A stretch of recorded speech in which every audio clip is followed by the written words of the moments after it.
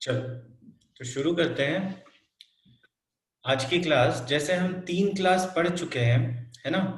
और जो भी 3 क्लासेस में हमने पढ़ा है वो तुम लोगों को याद है या नहीं? प्रियांशु? 70% सर।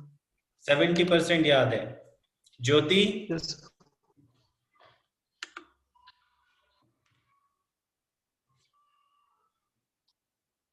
दिलीप?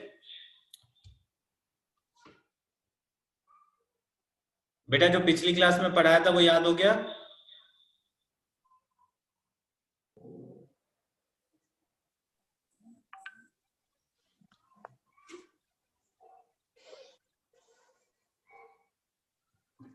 रुक जाओ 1 मिनट, कुछ बच्चे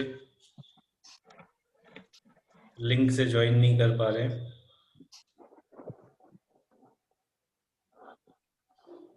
दिलीप, तुम ये बताओ पिछली क्लास में जो पढ़ाया था वो क्लियर हो गया? Yes sir. है ना? तुमने कुछ डाउट भी भेजा है, मैं उसको क्लियर कर दूंगा कल क्लास में ना। Yes sir. ठीक है, तुम्हारा डाउट वो कल क्लास यस में सर। क्लियर हो जाएगा। किसी और का कोई डाउट है? बिल्कुल।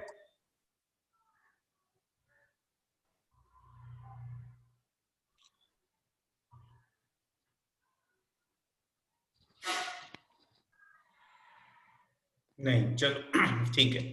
तो फिर आज की क्लास में हम पढ़ेंगे, सबसे पहले हम देखेंगे शिवालिक एलिफेंट रिजर्व। ठीक है, उसके बाद हम पढ़ेंगे प्रोडक्शन लिंक्ड इंसेंटिव स्कीम। उसके बाद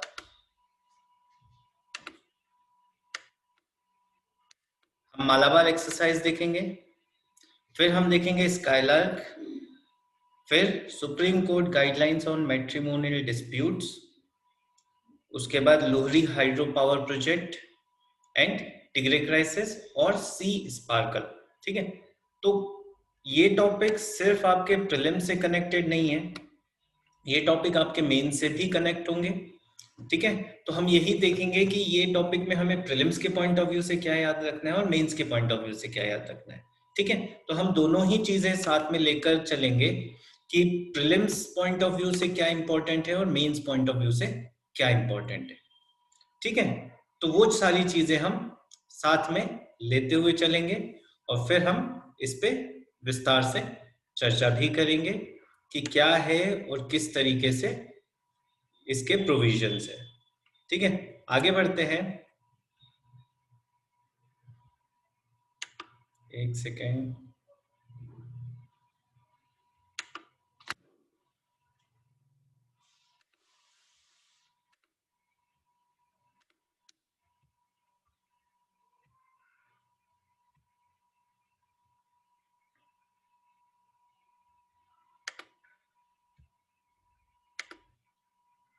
फर्स्ट न्यूज हमारी जो है that is Shivalik elephant reserve. ठीक है, शिवालिक एलिफेंट रिजर्व ये क्यों न्यूज में था? क्योंकि Uttarakhand state wild life board ने ये डिसाइड किया है कि शिवालिक एलिफेंट रिजर्व को डी नोटिफाई कर दिया जाएगा। डी नोटिफाई से यहाँ मतलब ये है कि जो शिवालिक एलिफेंट रिजर्व है अब शिवालिक एलिफेंट रिजर्व नहीं कहलाएगा, और एलिफेंट रिजर्व होने के नाते यहाँ पर जितने भी रिस्ट्रिक्शंस थे वो सारे रिस्ट्रिक्शंस खत्म कर दिए गए हैं। ठीक है, मींस अभी तक elephant reserve, tiger reserve, biosphere reserve, ठीक है, यहां जितने रिस्ट्रिक्शंस होते थे, क्योंकि अब ये शिवालिक टाइगर रिजर्व को, एलिफेंट रिजर्व को हमने डीनोटिफाई कर दिया है, तो इसी वजह से जितने भी बेनिफिट्स होंगे शिवालिक एलिफेंट रिजर्व के वो खत्म कर दिए गए हैं। और ये सब क्यों किया गया है? क्योंकि एक एयरपोर्ट जो है, जो कि जॉली ग्रांट एयरपोर्ट है, इसका डेवलपमेंट किया जा सके। ठीक है, एक जो जॉली ग्रांट करके जो एयरपोर्ट है, इस एयरपोर्ट का डेवलपमेंट करने के लिए, ठीक है, इस एलिफेंट रिजर्व को, ये जो हाथी जीव अभयारण्य है, इसे लिस्ट से हटा दिया है। ठीक है, अब देखो, कहने को तो ये सिर्फ एक न्यूज है, ठीक है, बट हिमाचल प्रदेश, उत्तराखंड और जम्मू कश्मीर, ये क्योंकि हिमालयी क्षेत्र है, इसीलिए इस हिमालयी क्षेत्र में सबसे महत्वपूर्ण होता है इसकी पारिस्थितिकी, इसका एनवायरनमेंट। ठीक है, इंग्लिश वाले बच्चे ध्यान से सुन ले, एनवायरनमेंट और इकोलॉजी जो है एस्पेक्ट, वो इस शिवालिक एलिफेंट रिजर्व के लिए बहुत महत्वपूर्ण हो गया है। ठीक है, और क्योंकि ये बहुत ज्यादा इंपॉर्टेंट है, इसका सीधा सीधा इम्पैक्ट पड़ेगा हमारे एनवायरनमेंट पे। ठीक है, और एनवायरनमेंट पे किस तरीके से इफेक्ट पड़ेगा इसका, इसका इफेक्ट ये पड़ेगा कि जो हमारा एनवायरनमेंट है वो अब और ज्यादा डिग्रेड हो सकता है। क्यों हो सकता है? क्योंकि इसी वाइल्ड लाइफ बोर्ड ने, यही जो वन्य जीव बोर्ड है, इसने नेलांग घाटी में, ठीक है, यहीं पर एक नजदीक में नेलांग घाटी है, इस नेलांग घाटी में इसने 4 नए ट्रैकिंग मार्गों को भी मंजूरी दी है। ठीक है, हम लोग छुट्टियां मनाने जाते हैं ट्रैकिंग के लिए, ठीक है, तो वो ट्रैकिंग के लिए भी इन्होंने परमिशन दी है और 4 नए ट्रैक डिसाइड किए हैं। ठीक है, तो वो इम्पोर्टेंट है। ठीक है, और जब ट्रैकिंग होगी तो टूरिज्म बढ़ेगा, लोगों का आना जाना होगा, और हम लोग तो जहां जाते हैं अपनी एक निशानी छोड़ के जाते हैं ना, लिख के चले जाते हैं कि ये नाम का व्यक्ति यहाँ पर आया था, है ना। हमारे जितने भी स्मारक है, ठीक है, उन स्मारकों पे तुम्हें पता ही होता है कि कौन कौन यहाँ आके गया है तुमसे पहले। ठीक है, और कई बार तुम लोग भी अपना नाम लिख के आ जाते हो वहां पे कि मैं भी आया हूं इनके बाद। ठीक है, तो वो एक एनवायरमेंट डिग्रेड होगा ही होगा।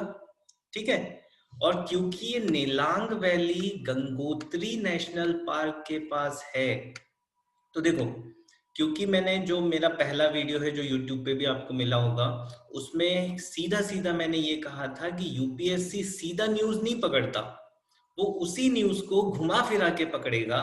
तो अब जहां यहाँ नीलांग वैली की बात हुई है, गंगोत्री नेशनल पार्क की बात हुई है, तो ये क्या करेगा, इस गंगोत्री नेशनल पार्क के आसपास जितनी नदियां है, जितने ग्लेशियर है, ठीक है, वहां से जुड़े हुए तुमसे सवाल पूछ सकता है। ठीक है, तो ये चीज याद रखना, इसीलिए मैंने यहाँ पे होमवर्क भी लिख दिया है। तुम्हें होमवर्क में ये करना है कि ये गंगोत्री नेशनल पार्क जो है, लिख लो होमवर्क नंबर 1 बच्चों, सारे बच्चे लिखें होमवर्क नंबर 1।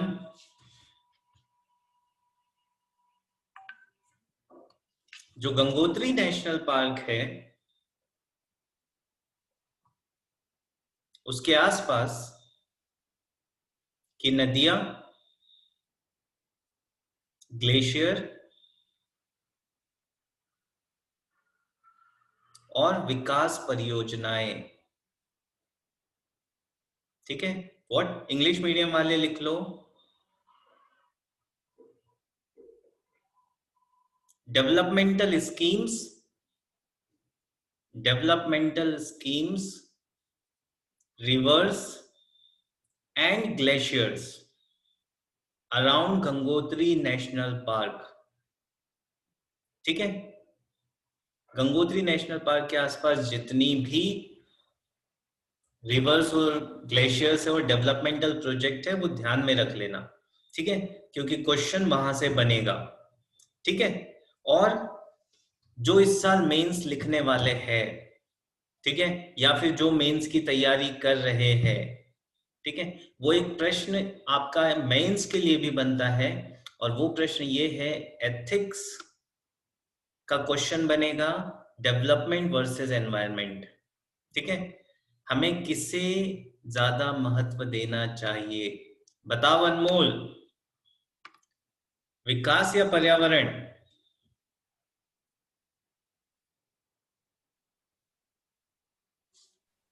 Sir both. अच्छा, बोध, बेटा बुद्धा ज्यादा पढ़ लिया तुमने, है ना, बोध। मेघा, नहीं सर, डेवलप। विकास जरूरी है, पर्यावरण जरूरी है? Sir balance. अच्छा, बैलेंस है ना। दिलीप? सर पर्यावरण। सुनाई नहीं दिया दिलीप, फिर से बोलो बेटा। पर्यावरण सर। पर्यावरण ज्यादा जरूरी है ना, very good. Jyoti? Yes sir. Sir पर्यावरण। पर्यावरण जरूरी है, वेरी गुड बेटा, है ना। विकास तो पर्यावरण के साथ में रहकर भी किया जा सकता है, ठीक है। धारणीय विकास की बात जब कर रहे हैं पूरा विश्व, ठीक है, इंग्लिश वालों सुन लो, सस्टेनेबल डेवलपमेंट की जब हम बातें कर रहे हैं, फिर भी तुम कह रहे हो बैलेंस बैलेंस बैलेंस, है ना। फिर एनवायरनमेंट को ज्यादा फोकस क्यों नहीं कर रहे हो? हाँ, हमेशा मतलब ना डिप्लोमेटिक आंसर ही देना तुम लोग हमेशा, ठीक है। कभी एटलीस्ट चलो यूपीएससी की तैयारी कर रहे हो तुम लोग, मान लिया बैलेंस बना के चलना है, ठीक है, बट यहां पर जो सही है वो बात कहो, ठीक है।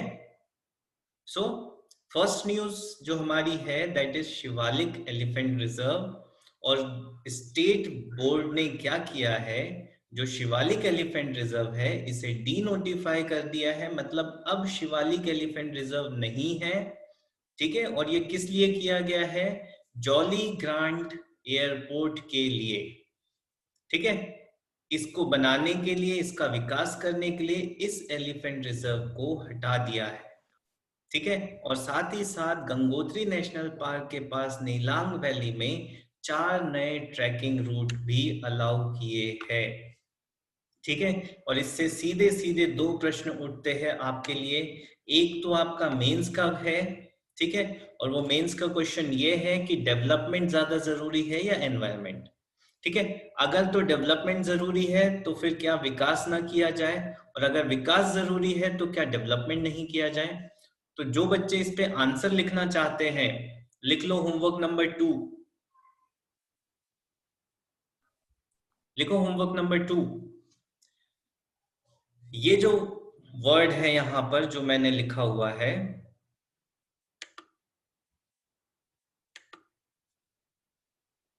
दिस डेवलपमेंट वर्सेस एनवायरनमेंट, इस पे 150 वर्ड का, ठीक है, एनालिसिस चाहिए मुझे। सुन लो ध्यान से, पहले सुन लो एक बार।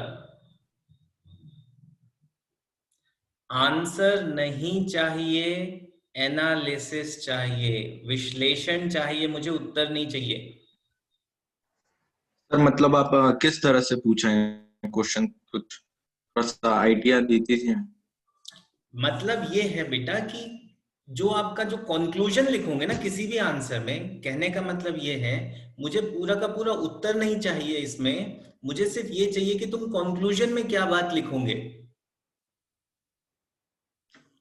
समझ गए। मुझे पता है तुम लोग बैलेंस करोगे, बट मुझे वो बैलेंस किस तरीके से करोगे सिर्फ ये जानना है, ठीक है। इसीलिए मैंने कहा जो एनालिसिस ही चाहिए मुझे फाइनल, ठीक है। तुम कुछ आर्ग्यूमेंट, जब आंसर अगर मैं तुम्हें लिखने को कहूंगा तो तुम कुछ आर्ग्यूमेंट डेवलपमेंट के फेवर में दोगे, कुछ आर्ग्यूमेंट एनवायरनमेंट के फेवर में दोगे, ठीक है। Yes sir. मुझे वो आर्ग्यूमेंट नहीं चाहिए, मुझे फिर उसके बाद का जो तुम्हारा कंक्लूजन रहेगा मुझे सिर्फ वो चाहिए। सर मतलब 150 वर्ड्स में सिर्फ कंक्लूजन? हाँ, 150 वर्ड्स में सिर्फ कंक्लूजन। Okay sir. ठीक है, आ गया सबको समझने में? Yes sir. Priyanshu? Yes sir. हाँ, वेरी गुड। चलो अगली न्यूज की तरफ चलते हैं, that is production linked incentive scheme, ठीक है। प्रोडक्शन लिंक्ड इंसेंटिव स्कीम, ये जो स्कीम है, ठीक है, इसके बारे में हमने शायद जो करंट अफेयर्स के नोट्स आपके पास आए हैं, ठीक है, उसमें चर्चा की है हमने, ठीक है। और वो चर्चा इस तरह से की है, जो आत्मनिर्भर भारत है, ठीक है, उस आत्मनिर्भर भारत योजना के तहत production linked incentive scheme launch की गई है, ठीक है। और ये जो प्रोडक्शन लिंक्ड इंसेंटिव स्कीम है, इसका मतलब ये है कि कोई भी उद्योग, देखो, उत्पादन आधारित प्रोत्साहन योजना हिंदी में, ठीक है। इसका मतलब ये है बच्चों कि कोई भी उद्योग, कोई भी इंडस्ट्री, उसे उतना ज्यादा प्रोत्साहन मिलेगा, उतनी ज्यादा लाभ मिलेंगे जितना ज्यादा वो उत्पादन करेगा। ठीक है, मतलब अगर कोई इंडस्ट्री उत्पादन कम करती है, ठीक है, if an enterprise produces less, they will be provided with less incentive. मतलब अगर कोई उद्योग 1000 वस्तुएं उत्पादित कर रहा है तो मान लो उसे 1000 रुपए मिले, ठीक है, 2000 उत्पादन किया तो उसे 3000 रुपए मिल गए इंसेंटिव। ठीक है, मतलब ये क्या है, प्रोडक्शन लिंक्ड इंसेंटिव है। मतलब जितना उत्पादन करोगे, जितना ज्यादा उत्पादन करोगे, उतना ज्यादा आपको इंसेंटिव मिलेगा। ठीक है, उतना ज्यादा आपको लाभ मिलेगा। ठीक है, जैसे अब तुम्हें आसान शब्दों में अगर मैं समझाने की कोशिश करूं तो हम कई बार मोबाइल रिचार्ज करते हैं, ठीक है, तो हमें क्या करता है, 10 रुपए का अगर हम रिचार्ज करते हैं, टॉपअप करते हैं, तो 10 रुपए में 7 रुपए बैलेंस मिलता है। 30 रुपए का रिचार्ज करते 24 रुपए मिल जाता है। ठीक है, बट वहीं हम अगर 100 रुपए 110 रुपए का रिचार्ज करते हैं तो वो क्या मिलता है, फुल बैलेंस मिल जाता है ना। वो क्या है, मतलब जितना ज्यादा तुम रिचार्ज कराओगे उतना ज्यादा तुम्हें प्रॉफिट होगा। ठीक है, इट इज सिमिलर स्कीम, ये उसी तरह की स्कीम है। और ये किस स्कीम के अंतर्गत दी गई है आप लोगों को, ये प्रोवाइड की गई है अंडर आत्मनिर्भर भारत। ठीक है, जो आत्मनिर्भर भारत बनाने की पहल जो हमने चालू की है, ठीक है, कोविड की वजह से, उसके अंतर्गत यूनियन कैबिनेट ने ये डिसाइड किया है कि जो 10 की सेक्टर्स है, जो विशेष महत्व वाले क्षेत्र है, वहां पर उत्पादन के आधार पर उन्हें सुविधाएं या प्रोत्साहन दिया जाए। ठीक है, मतलब जो उद्योग जितना ज्यादा उत्पादन करे उसे उतना ही ज्यादा लाभ मिले, ताकि वो और ज्यादा से ज्यादा उत्पादन कर सके। ठीक है, तो ये है। अब इससे क्या होगा, देखो समझो पहले, फिर लिख लेना, और सॉफ्ट कॉपी तो खैर मिल ही जाएगी। ठीक है, अब कोई भी उद्योग अगर ज्यादा उत्पादन करता है तो उसका फायदा क्या होगा, यहां पर अगर ज्यादा मामलों में वस्तुएं आ गई मार्केट में तो क्या होगा, वस्तुओं की कीमत गिर जाएगी, प्राइस विल फॉल। ठीक है, और जब प्राइस फॉल होगा तो इंडिया में कंज्यूमरिज्म बढ़ेगा, उतने ही ज्यादा कंज्यूमर बढ़ेंगे, अगर सस्ती चीज मिलेगी तो क्यों नहीं खरीदेंगे लोग। ठीक है, अब जैसे जैसे उत्पादन बढ़ेगा या प्रोडक्शन बढ़ेगा, वैसे वैसे चीजें सस्ती होते जाएगी और उतना ज्यादा हम परचेज कर पाएंगे। ठीक है, एक लिमिट तक हम परचेज कर लेंगे, उसके बाद हम क्या करेंगे, उससे एक्सपोर्ट करने की कोशिश करेंगे, हम निर्यात करने की कोशिश करना शुरू कर देंगे, निर्यात बढ़ाएंगे। ठीक है, हम अपना एक्सपोर्ट उसे बढ़ा देंगे, और जब हम एक्सपोर्ट उसे बढ़ाएंगे तो क्या होगा, जो ग्लोबल सप्लाई चेन है, मतलब विश्व को सामान पहुंचाने में कौन कौन से देश है, उसमें भारत एक अग्रणी देश बन जाएगा, मतलब एक बहुत इंपॉर्टेंट नेशन बन जाएगा। ठीक है, तो ये जो प्रोडक्शन लिंक्ड इंसेंटिव स्कीम है, इसका फायदा सिर्फ हमारे लिए नहीं होगा कि भारत में रहने वाले लोग सस्ते दरों पे उन्हें सामान मुहैया हो जाएगा या प्राप्त मिल जाएगा, इसके साथ ही साथ हम एक्सपोर्ट भी ज्यादा कर पाएंगे। ठीक है, और जब हम एक्सपोर्ट ज्यादा करेंगे तो हमारा जो ग्लोबल सप्लाई चेन है, ठीक है, जो ग्लोबल सप्लाई चेन है, उसमें हम एक बहुत बड़े प्लेयर बन जाएंगे। ठीक है, जैसे आज की डेट में सप्लायर कौन है वर्ल्ड का, नीलेश, ग्लोबल सप्लाई चेन में सबसे ज्यादा पार्टिसिपेशन किसका है? सर चाइना का। चाइना है, ठीक है, यूएस है। ठीक है, ये दो इकोनॉमीज जो है ये वर्ल्ड के सप्लायर है। चाइना को मैन्युफैक्चरिंग हब कहते हैं। ठीक है, और ना सिर्फ चाइना मैन्युफैक्चर करता है, बहुत ज्यादा वर्ल्ड मार्केट में सप्लाई करता है। ठीक है, और अगर हम ये production linked incentive scheme launch करते हैं, ठीक है, तो इससे क्या होगा, हमारे सेक्टर्स बूम करेंगे, ये तरक्की करेंगे, और जब ये ग्रोथ करेंगे तो हमारा जो एक्सपोर्ट है, ठीक है, वो भी बढ़ जाएगा। ठीक है, सो इस तरीके से जो प्रोडक्शन लिंक्ड इंसेंटिव स्कीम है वो काम करेगी। तो इससे क्या होगा, इन्वेस्टमेंट आएगा। इन्वेस्टमेंट किस तरीके से आएगा, जो फॉरेन कंपनीज होगी वो इन सेक्टर्स में इन्वेस्ट करेगी। ठीक है, उसके बाद जब वो इन्वेस्ट करेगी तो अपने साथ अच्छी टेक्नोलॉजी भी लेकर आएगी। क्यों, क्योंकि अच्छी टेक्नोलॉजी लेकर आएगी तो वो प्रोडक्शन ज्यादा कर पाएगी।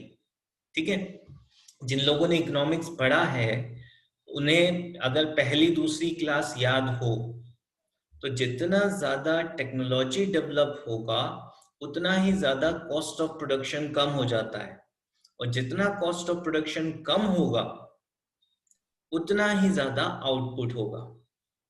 ठीक है, सिंपल बेसिक इकोनॉमिक्स है। तो टेक्नोलॉजी बढ़ेगी, इन्वेस्टमेंट बढ़ेगा। ठीक है, और ना सिर्फ इन्वेस्टमेंट बढ़ेगा, हमारा एक्सपोर्ट बढ़ेगा और हम ग्लोबल सप्लाई चेन में एक बहुत इंपॉर्टेंट पोजीशन पे आ जाएंगे। ठीक है, अभी जो गवर्नमेंट ने लॉन्च किया है ये, मतलब विद इन लास्ट 10 डेज, जो दिवाली के पहले आत्मनिर्भर भारत का जो पैकेज आया था ना, ये उसमें आई है ये स्कीम। ठीक है, तो कौन कौन से 10 सेक्टर्स हैं, advanced chemistry cell battery, electronic and technology products, automobile and auto components, pharmaceutical drugs, telecom and networking components, textile products.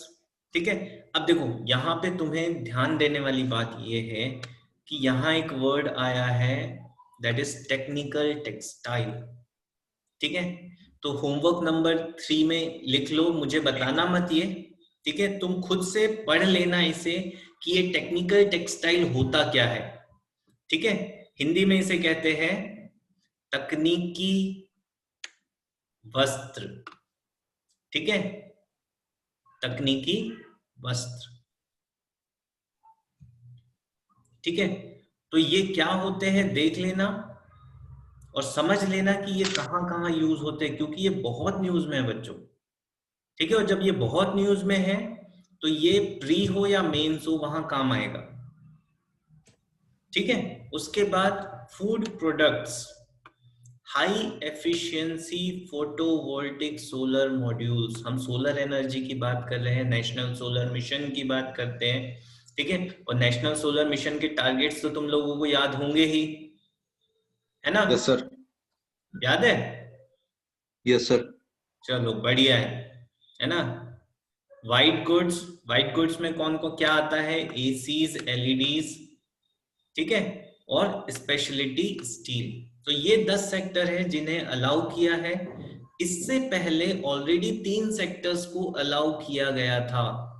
ठीक है, और वो कौन कौन से थे, mobile manufacturing and specified electronic components, critical की स्टार्टिंग मटेरियल और drug intermediaries, manufacturing of medical devices. ठीक है, तो ये 3 सेक्टर्स ऐसे थे जिन्हें पहले अलाउ किया गया था।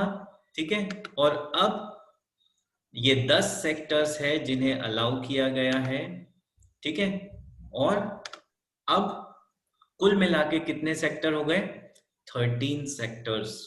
ठीक है, तो ये 13 क्षेत्र ऐसे हैं जहां पर प्रोडक्शन लिंक्ड सब्सिडी मिलेगी। ठीक है, तो याद रखना इन चीजों को। ठीक है, और ये स्कीम भी याद रखना। क्यों, क्योंकि ये तुम्हारे काम आएगी जीएस पेपर 3 में, मेंस जीएस पेपर 3। ठीक है, और अगले साल प्रीलिम्स में यहां से क्वेश्चन बन सकता है। अगर बनेगा क्वेश्चन तो क्या बनेगा, इनमें से या तो ये इंडस्ट्रीज में से दे देगा, कौन सा सेक्टर पीआईएल में नहीं है, पीएलआई में। ठीक है, इस तरह से सवाल पूछ देगा, या फिर आपसे पूछेगा कि उत्पादन लिंक प्रोत्साहन योजना से क्या क्या फायदे हो सकते हैं।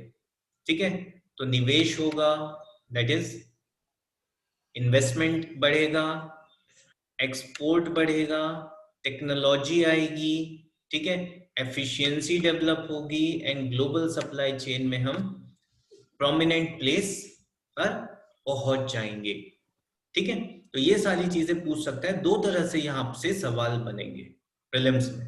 ठीक है, और मेंस के लिए ये बहुत अच्छा एग्जाम्पल है आप लोगों के लिए। ठीक है, कोई डाउट है?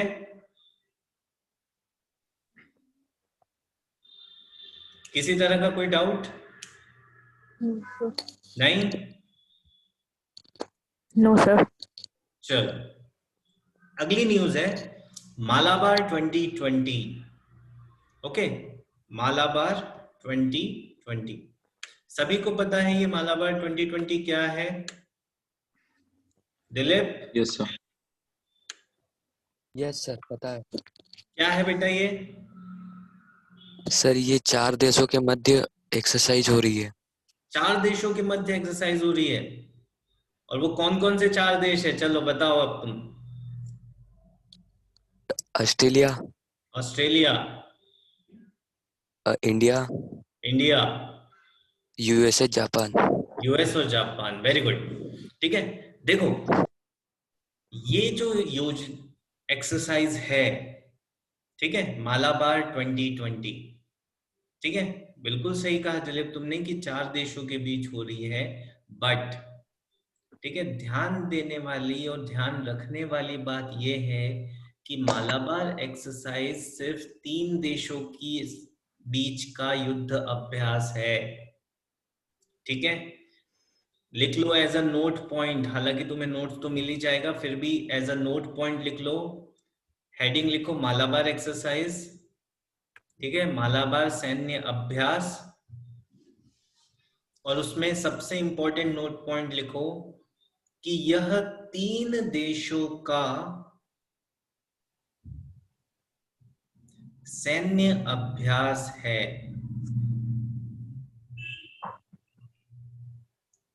यह 3 देशों का सैन्य अभ्यास है। ठीक है, और इंग्लिश वाले लिख लेना, it is a naval exercise of, it is a naval exercise of 3 nations. It is a naval exercise of 3 nations. ठीक है, अब वो 3 देश कौन कौन से हैं?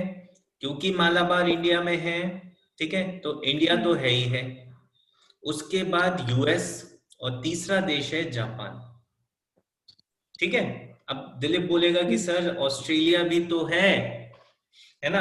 तो बेटा सुनो, मालाबार एक्सरसाइज शुरू हुई थी 1992 में। ठीक है, और 1992 में जब शुरू हुई थी तो ये सिर्फ और सिर्फ इंडिया और यूएस के बीच शुरू हुई थी। ठीक है, और जब ये शुरू हुआ था मालाबार एक्सरसाइज, तो ये शुरू हुआ था सिर्फ एक पैसेज एक्सरसाइज में कि हम दोनों एक दूसरे की नौसेना के साथ थोड़ा सा चहलकदमी करेंगे, एक दूसरे से थोड़ा सा घूम लेंगे अरब सागर में। ठीक है, मालाबार कोस्ट में हम थोड़ा सा घूम लेंगे साथ में। ठीक है, तुम अपने कुछ शिप्स लेकर आ जाना, हम अपने कुछ शिप्स लेकर आ जाएंगे और घूम लेंगे। ठीक है, उसके बाद 1992 के बाद ये कंटिन्यूअसली इंडिया और यूएस के बीच एक्सरसाइज हो रही थी। ठीक है, 1998 में दिलीप बाद में देख लेना क्या देख रहे हो तो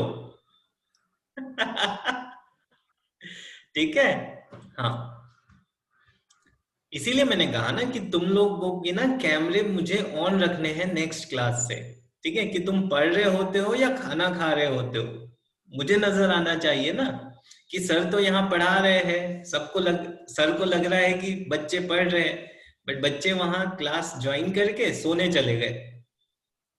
ठीक है सर। हाँ, हेलो सर, उसमें न्यूज आई है आज क्या? कि एक विमान न्यूज आई है सर 26 नवंबर की। हाँ, वही बता रहा हूँ तो बेटा, उसमें रुक जाओ, क्लियर हो जाएगा, डाउट क्लियर हो जाएगा तुम्हारा। ठीक है, इसीलिए देखो 1992 में शुरू हुआ, इंडिया और यूएस के बीच शुरू हुआ, तब से ये कंटिन्यूअसली चला, कब तक? पोखरण तक। पोखरण क्या था? पोखरण 1998 में हुआ था, हमने जब अपना परमाणु विस्फोट किया था और खुद को परमाणु संपन्न देश घोषित किया था। ठीक है, इन 1998 वी कंडक्टेड न्यूक्लियर एक्सप्लोजन, है ना, हमने परमाणु विस्फोट किया था और हमने दुनिया को यह बताया था कि हमारे पास परमाणु हथियार है। ठीक है, तो उसके बाद ये एक्सरसाइज बंद हो गई और फिर शुरू हो गई 2002 में। ठीक है, और 2002 से ये कंटिन्यूअसली चली आ रही है इंडिया और यूएस के बीच। ठीक है, 2002 से ये इंडिया और यूएस के बीच कंटिन्यूअसली चल रही है। उसके बाद जापान इसमें शामिल हुआ 2015 में। इन 2015 जापान ज्वाइंड इट। ठीक है, तो ये जो एक्सरसाइज है मालाबार एक्सरसाइज, पहले सिर्फ इंडिया और यूएस के बीच थी, 2015 में जापान इसमें ज्वाइन किया।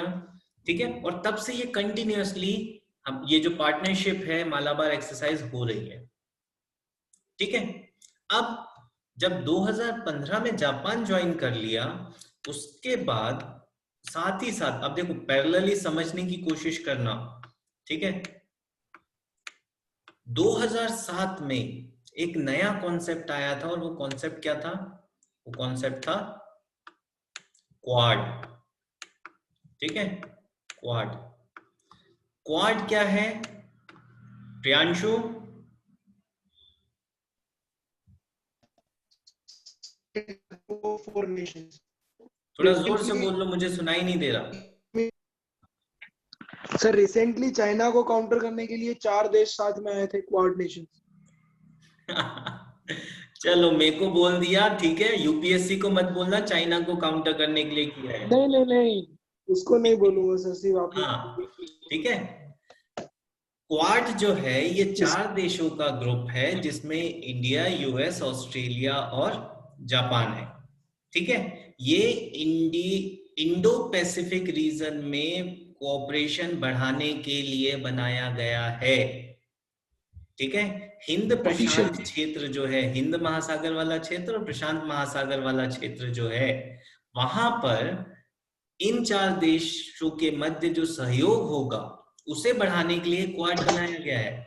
ठीक है, बट जैसा कि आप लोग सब जानते हो कि अंतरराष्ट्रीय संबंधों में, ठीक है, जो दिखता है वो होता नहीं है। ठीक है, तो इस क्वाड को बनाने के पीछे जो वास्तविक इंटेंशन है, जो एक्चुअल मोटिव है, वो वही है जो प्रियांशु ने बताया, चाइना को काउंटर करने के लिए। ठीक है, बट लिखना नहीं है बच्चे ऐसा। ठीक है, तो 2007 से क्वाड चल रहा है। ठीक है, और 2015 में मालाबार में जापान ज्वाइन कर लिया। बच कौन गया? ऑस्ट्रेलिया सिर्फ।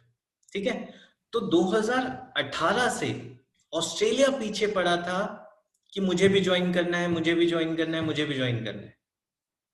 ठीक है, और इंडिया हर साल मना कर रहा था, ठीक है, कि मैं नहीं ज्वाइन करने दूंगा। ठीक है, ये मेरी एक्सरसाइज है, मेरे एरिया में होगी, तो मैं डिसाइड करूंगा कौन आएगा और कौन नहीं आएगा।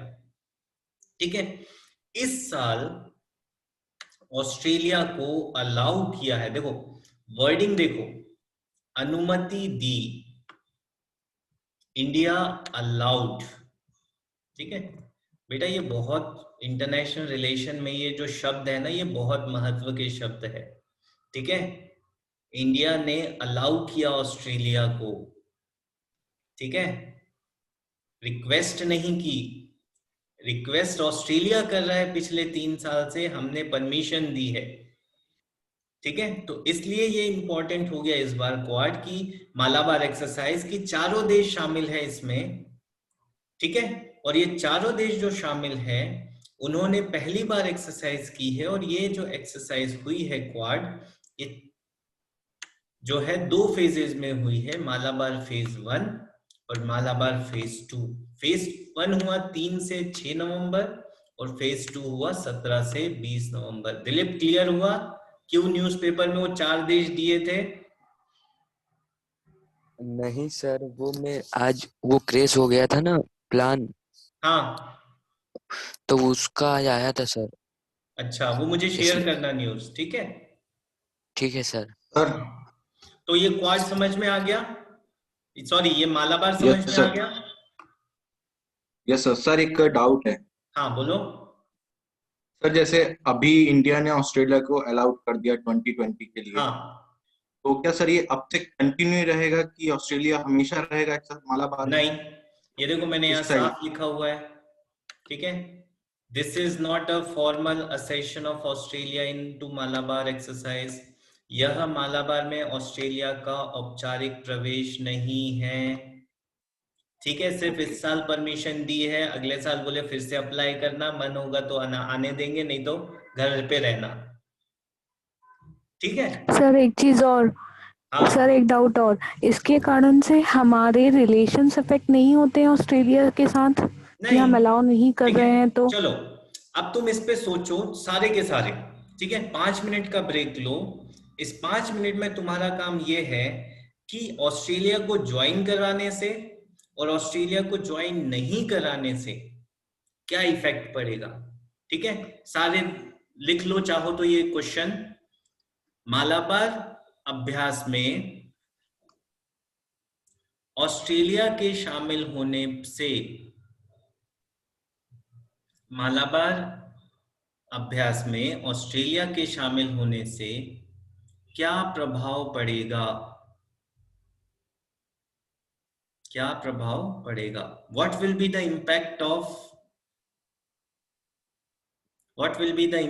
Of Australia's joining of Malabar exercise,